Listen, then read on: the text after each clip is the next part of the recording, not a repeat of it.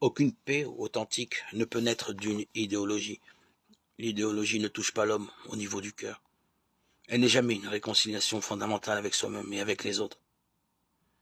L'expérience prouve qu'elle se transforme vite en recette quand elle ne devient pas une démagogie. Des centaines de millions d'hommes enthousiasmés au départ par une idéologie séduisante se sont retrouvés comme devant, avec du vent pour toute pâture. Si une idéologie peut proposer un système politique viable pour un temps, elle ne résout en rien les problèmes fondamentaux de l'homme. Or là est le seul impératif grave. Le disciple de Jésus, qui témoigne d'une miséricorde divine, sans repentance, peut proposer une paix qui ne dépend pas des recettes politiques, il peut la réaliser au niveau le plus profond de l'homme. Il s'agit d'une libération qui ne méprise pas le cadre politique de la vie, mais qui n'en est pas prisonnière. Le Christ réclame du chrétien un impact social de sa foi, mais il ne s'agit pas de n'importe quel impact. Témoin ces versets pour le moins déconcertants. Beaucoup me diront ce jour-là, Seigneur, Seigneur, n'est-ce pas en ton nom que nous avons prophétisé, en ton nom que nous avons expulsé les démons, en ton nom que nous avons fait de nombreux miracles. Matthieu 7, 22. Que demander de mieux? Apparemment, ils se sont dévoués, ces hommes, ils ont réussi. Ils ont œuvré au nom de Jésus. Et cependant, Jésus ne le reconnaît pas. Alors, je leur déclarerai, jamais je ne vous ai connu.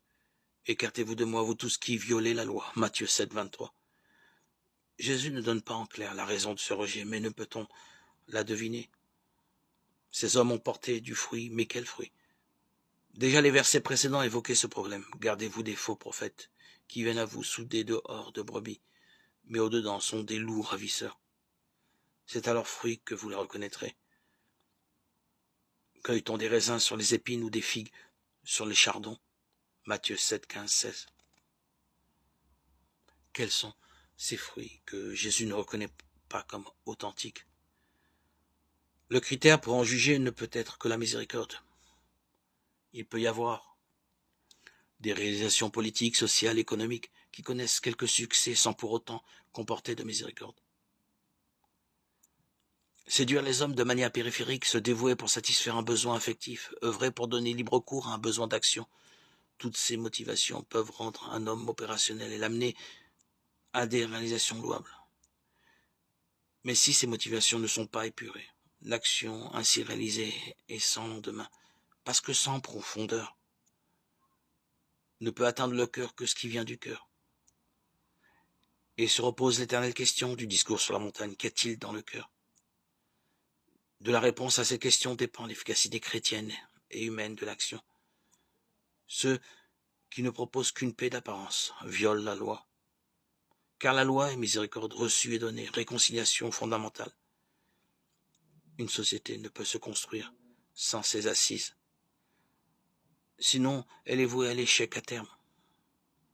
Elle répond à quelques désirs illusoires et momentanés, non aux questions capitales de l'homme. Ce sont de faux prophètes, ceux qui se contentent de replâtrer la vie de l'homme et celle de la société, et qui en tirent une notoriété personnelle.